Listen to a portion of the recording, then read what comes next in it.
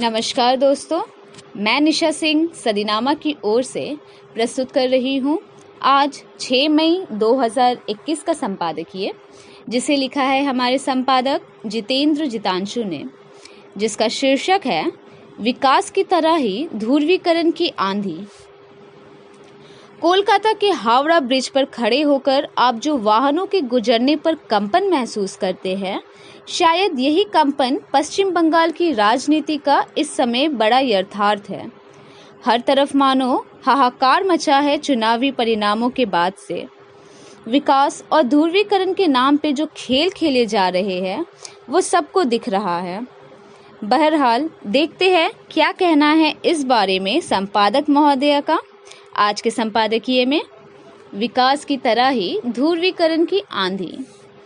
किसी एक चुनाव में एक नारा था, विकास की आंधी। विकास की आंधी बाद में आई कि नहीं, बिना इस पर बात करे सिर्फ इतना कह रहा हूं कि उस समय सत्ता जरूर बदल गई थी। बंगाल में हाल में हुए चुनाव के नतीजे दिखा रहे हैं कि बंगाल में ध्रुवीकरण की काल बैसाखी आ चुकी है। ये पहला चुनाव है बंगाल के इतिहास में जब लोकतंत्र बुरी तरह पराजित हुआ है। इस ध्रुवीकरण का सबसे ज़्यादा असर मुसलमानों पर हुआ है। बड़ी लोकतांत्रिक पार्टियों जैसे वाम मोर्चा और कांग्रेस का खाता नहीं खुला और सिर्फ मुसलमानों के हित के लिए लड़ने वाली पार्टियों को सिर्फ एक सीट मिली है। मोहम्मद सलीम जैसा वाम नेता अपनी सीट नहीं बचा पाए। इस पर न कोई बात होगी न खुलकर चर्चा। धीरे धीरे अल्पसंख्यक राजनीतिक घेटों की तरह जा रहे हैं। इससे तो बेहतर लोकतांत्रिक सोच पिछले बिहार विधानसभा चुनाव के समय रही, जहां पर सीपीआईएमएल के दीपांकर भट्टाचार्य कई कॉमरेडों के साथ जीते। आज या कल अल्पसंख्यक बुद्धिजीवों और सामाजिक इंजीनियरों को इस पर सोचना पड़ेगा। संसाधनों पर पहला हक मुसलमानों का है कहने वाली पार्टी को भी इस ध्रुवीकरण ने शून्य पर पहुंचा दिया। अब इस पर कहां से बहस हो और कौन सुने।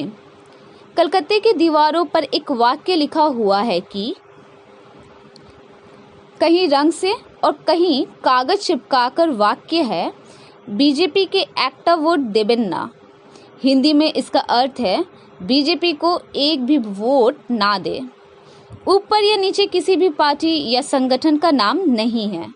ये लोग कौन हैं? इन लोगों ने भी ध्रुवीकरण में अपनी भूमिका निभाई है। लगता है ये काम उन ठल्लुओं ने किया है जो रोज क्लब में बैठकर कैरम खेलते हैं और इन क्लबों को सरकार हमेशा अनुदान देती है। उड़ती उड़ती खबर है कि चुनाव चलते समय कई लोगों से कहा गया कि 1 नंबर विशेष पर मिस कॉल दे, आपको कुछ मिलेगा। इस मुहिम के पीछे कौन था ये भी नहीं पता चला। पता लगाने का काम चुनाव आयोग, पुलिस प्रशासन और मोबाइल ऑपरेटरों का है। इस बात की तह तक जाने की जिम्मेदारी इन सब की है। ये भारत का पहला वाटरगेट हो सकता है। हमारे जैसे छोटे अखबार की अपनी सीमाएं हैं और हमें हमारी औकात पता है। जिन्हें लोकतंत्र खतरे में नहीं दिखता, उनको अल्पसंख्यक खतरे में कैसे दिखेंगे। आमीन। तो दोस्तों, ये था आज का संपादक जितेंद्र जितांशु द्वारा लिखा संपादकीय। कल एक और विषय के साथ हम वापस लौटेंगे। तब तक के लिए नमस्कार।